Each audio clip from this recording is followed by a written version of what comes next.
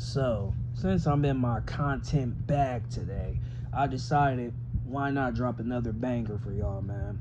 Why not get the truth ball rolling? Why not get the truth out there? Because this is going to hurt a lot of people. This is going to get a lot of people upset, and this is going to trigger a lot of people. But you know my motto, I don't give a fuck. So, let's jump into it. I got done talking about how Finn Balor lost in his home country, right? And again, that's it for Finn Balor, man. Pack him up, bag him, tag him. He's out of here. You know what I'm saying?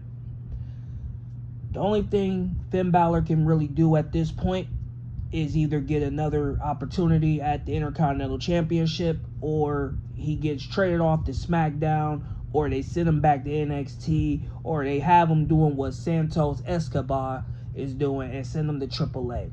That's the only option for Finn Balor, because he will never see a world title opportunity ever again in his remainder of his WWE contract. That is facts, not opinions.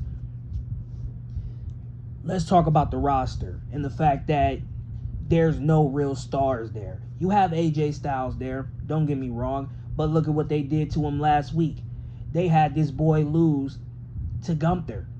Basically, low blow, and I think he got powerbombed or he got choked out. Either one. Still bad booking on WWE. This is the guy that y'all have basically ending careers, right? Gunther was the one that put away Goldberg's career. Gunther was the one that put away John Cena's career, right? Gunther is just on a tour of just ending people's careers. Like, this is some Final Destination type shit. But you have him be a coward heel, but he was supposed to be a ring general, right? Respect the ring, right? That's the gimmick that he was doing since his NXT UK days, right? Respect the ring with Imperium, right? The ring is sacred, right? So why would you do something that disgraces the ring? Does that make any sense? Cheating? That's disgracing the ring. But hey, I guess booking has an opportunity to change what he was doing in NXT UK and what he was doing in NXT till his call up. But hey, whatever. AJ Styles is on basically his retirement tour. You know what I'm saying? And you already sitting here not even at a good start. Not even at a good start, you know? He goes to AMC to promote the TNA bullshit, which that turned out to be a huge flop. And I'm going to be honest, here's my little stray bullet at TNA. You won't be on AME for much longer. I already see it, because so far that first opening show y'all had completely sucks. Trash. Doo-doo garbage. You know what I'm saying? But hey, again, whatever. So, back to what I was already saying. I'm still trying to wrap my mind around this roster that you have. Because, again, if this company plans on staying relevant and trying to capture the casual viewer, then booking like this is not going to help you at all. You're always going to have your hardcore audience. That's the truth of it. And the hardcore audience know who they are. These are the people who's been watching wrestling since they were in diapers. So they're not going anywhere. They're here. They're locked in. They're dialed in. The IWC, YWC, as much as they want to talk about, WWE sucks, they tuning in every single day. Paying for that high-ass Netflix subscription or that ESPN subscription. Doesn't matter if it's ESPN or Netflix. They are still paying for it. So they're locked in. They're not going anywhere. Now, the casual. These are the ones that are flipping through the channels and they want to see what is on television. Monday Night Football is done with. You know, you got done fucking your girl, or if you're a girl, you got done fucking your man. Whatever the case may be, vice versa, doesn't matter. And, you know, you're laid up in the bed, or whatever the case may be. It could be a different scenario. Maybe you just chilling, open up a cold one. Maybe you just got off work. Maybe you just got home from school. Maybe you just got off the game. Doesn't matter what the scenario is. And you're flipping through the channel, because that's what it is. And you stumble across wrestling. And first thing you're being presented is Gunther, AJ Styles, Finn Balor, CM Punk, Division, whoever. Roxanne Perez, Liv Morgan, whoever it is, right? And you decide, this is pretty good. First week of watching it, you gave it a shot, and boom, it was pretty good. Second week of watching it, it's not like what it was when you first watched it the first week, because they built up a character that you thought was supposed to be dominant, supreme, whatever the case may be, and then next thing you know, he's acting like a coward, she's acting like a coward, whatever the case may be. Booking is all over the place, right? That's how you describe this. And this is how you lose a casual. This is how you lose a casual, because you're not consistent. That's just like a football team. You know what I'm saying? Everybody loved their football team. Doesn't matter if you're a Steelers fan, Eagles fan, Phillies fan. Doesn't matter what it is. You're loyal to that team. Hell, the Cleveland Browns sucks. But one thing I will say about my city, about my people, they go ride for the home teams regardless. If they win, lose, whatever. That is true support. You know what I'm saying? And this all combines to what I'm talking about right here. Because I just don't get what y'all trying to do. If you plan on thinking you're going to survive or float or whatever you think y'all about to do, you might as well wake up, because you already lost notable talent. You lost John Cena. That was the last megastar that you had. And we can talk about Roman Reigns when he's there, but he's pretty much a part-timer now. You barely see Roman Reigns. When the last time you saw Roman Reigns? I don't even remember. You know what I'm saying? He'll probably make a cameo in the Royal Rumble. But other than that, when have you seen Roman Reigns? Roman Reigns was the backbone to keep y'all afloat when COVID was happening back in 2020. He was the backbone. He had that historic, once-in-a-lifetime title reign that carried y'all through the roughest days. And that was because of Vince McMahon. Oh, yeah. Vince McMahon. The one that people love to turn on, right? Oh, we hate Vince McMahon. Oh, Vince McMahon's a POS. Oh, Vince McMahon is... But yet, you calling this man names, but yet, everything that this man done has touched millions, and you're learning more about Vince McMahon as a human, because these WWE live events, nobody can afford them anymore. These WWE pay-per-views, nobody can afford them anymore. It already came out via the TKO people. They already told the whole world, Vince McMahon prioritized families. That's why the ticket prices was affordable, because he cared about the families. He did everything for the families. And then, like I said, I made a video defending Vince McMahon on my channel, because again, he's an innocent man. And now people are learning how pure Vince McMahon really is as a human, and all of a sudden we're singing a different tune. But hey, like I said, it's not going to save the product, because once Vince McMahon left, you see what happened. Triple H is not a good booker as everybody thought he was. Oh, Triple H is the best booker. Triple H, the Triple H era. Vince McMahon needs to step down. And what has Triple H done to make WWE great again? What has he done, people? Nothing at all. He rode the coattails of the Bloodline, which was Vince McMahon's idea, to the point where now look what's happening to the Bloodline, the MFTs. What has he done for the MFTs on SmackDown? They got them feuding with the Wyatt Sick And what has Triple H done for the Wyatt Six besides sit here and just basically zoned out?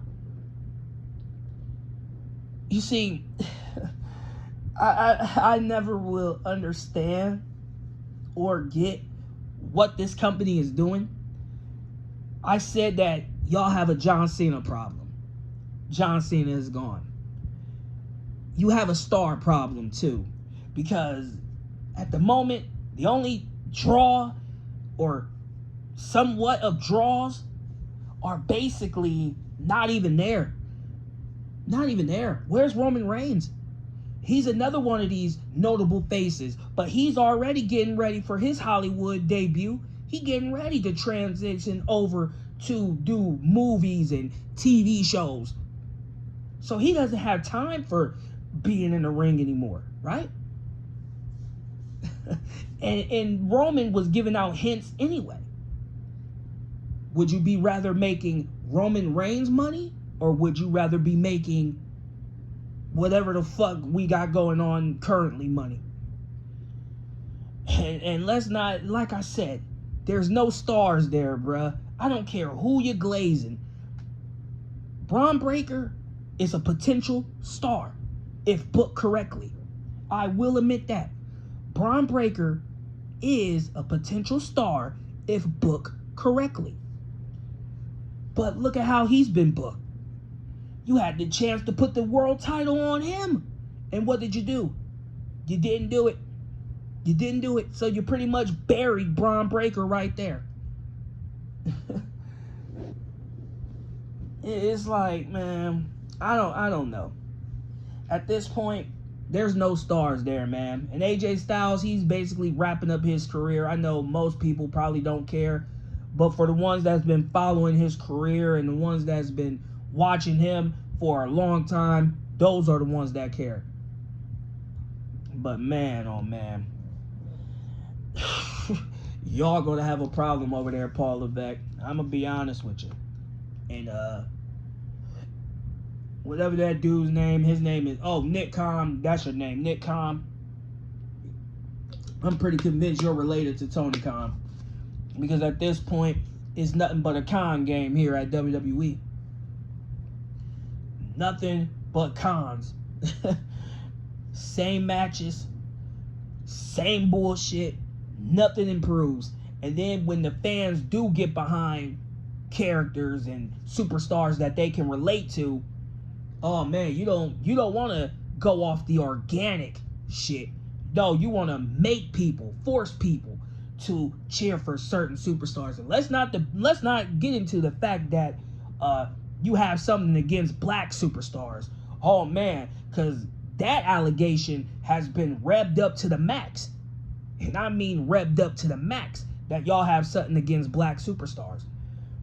Look at Carmelo Hayes. You had this man lose, job out, embarrassed, all types of shit just to pull the trigger finally. And now he's proving that if you give him the ball and give him the opportunity, he can ball out. He can hang with the best of them. And finally, the trigger has been pulled. But I wonder for how long. How will Carmelo Hayes lose that belt? How will he lose it? Only time will tell. But the match he had with Leon Slater on SmackDown, oh yeah, everybody's talking about how great that match was. Definitely one of the best matches in 2026 so far. But hey, that's just me and a lot of other people and the casuals. But like I said, you're going to have a problem, Paul Levesque, Nick Khan. You're going to have a problem, because if you keep going the direction that you're going in, burying and embarrassing talent, you won't have much talent to have. And don't forget, y'all, we're around that time where budget cuts are coming. Budget cuts are coming. They're coming in hot. Who's going to get released? Who is going to be the one to shock the world when they get released? And I mean, I can name a few of them. That's probably going to get released. as soon as budget cuts come, because it's a lot of them in the fucking water. You know what I'm saying? A lot of them are in the water, bro. So don't forget, those legendary budget cuts are coming, because they're not going to keep paying superstars to just sit in the back and eat catering and watch television and watch the matches that goes on. And like I said, this is all your fault. So whoever does get budget cuts, who shocks the world, just know Paul Levesque is at fault, Nick Khan is in fault, and the big wigs, the big suits and ties at TKO are the ones behind it. Because again, all of these talents that you're signing off the indies who are red hot and on fire, you're going to end up releasing some of them. You know what I'm saying? And I'm just going to be honest. It's going to happen. A lot of those people who was in that ID contract, yeah, you're going to get released soon too. You know what I'm saying? So it's best to say you're out first before they put you out. And then you look shocked and like, oh shit, I didn't expect that. Like you're on some JTG type of shit. You can hide all day and all night. You can hope that they forget you, but they will remember you eventually, and then you'll get your papers too. I'm just disappointed with of how this company has fallen. Like, this doesn't make any fucking sense. And I'm still scratching my head like, what the fuck are we doing? What are we doing in this company? This is horrible. This is the worst that WWE has ever been. This is more worse than the all-female pay-per-view that they had at the first little, what was it called? Evolution. This is more worse than that. Like, goddamn. Oh, man, this company, bro, it's on its way out, man. It's on its way out. I mean, it probably won't be on its way out, like, really, like, going out of business, because it'll never go out of business. I mean, it's too much history and legacy behind that for it to ever run out of that. But as far as TV ratings or streaming ratings, it's over. It's over. Half the superstars on the roster don't know how to cut promos. If they do, you basically limit the time. I mean, man, the only good manager that y'all have there currently is Paul Heyman. You don't want to create new managers. Oh, man, dude. It's a lot of issues with this company, bro. It's a lot of issues. And I mean, people could get mad at this video. I really don't care. But everything that I said in this video has been nothing but facts, not opinions. And you're going to see when those budget cuts come. Because a lot of people are going to be out the door. And a lot of them going to be some big names. And you're going to be sure. You're going to be shocked. And you're going to be surprised when you see those big names getting released. I just don't know what we're doing in this company anymore. I don't know. Anyway, I ain't gonna keep making this long because it's already long enough. But like I said, man, you can try to argue and go against what I said all day, every day. But in your heart of hearts, in your soul of souls, you know I'm right. And that's probably why Tommaso Ciampa, you know, y'all remember the legendary phrase that happened? Where's my Tommaso Ciampa? You're not getting Tommaso Ciampa. You have to buy him, you know? Y'all remember. If you know, you know. Tommaso Ciampa is on his way out the door because he knows that there's a glass ceiling in WWE. And nobody is breaking that glass ceiling. Nobody is breaking that. Unless you're a John Cena, a Dwayne Johnson, a.k.a. The Rock, Stone Cold, Batista, Triple H before he went to Paul Levesque, Ric Flair, Randy Orton, which, speaking of Randy Orton, see, this man Randy Orton, oh man, it's like he's one of those forgettable faces now. I forgot about the guy because he's not doing shit, right? This man should be in the world title picture because he's the last draw that you have. Him and Roman Reigns, And what's he's doing? What is Randy Orton doing? Just floating around, right? Just floating around. Here he is, there. Here he is, there. Dude, the dude had back surgery, bro. It's only a matter of time before Randy Orton hangs up the boots and say, hey, I'm done. So why are we not appreciating Randy Orton more? You know what? Whatever.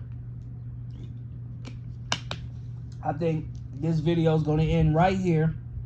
Y'all can get in the comment section and y'all can leave everything that you feel is right about this video or what you feel is wrong about this video. Hell, you can even make a response video to this one and tag me. And I'll check it out and we can go back and forth. Hell, we can have a debate about it. But other than that, I said what I said. I stand on it. And again, when I say something, usually, not even usually, 100% of the time, it comes true. Just watch those budget cuts, man. Watch those budget cuts. You're going to find out. That's going to tell you everything. When you see big names and people that you feel like shouldn't have got released, you'll understand. Because they happens every time around this time. You'll find out. Other than that, I'm out.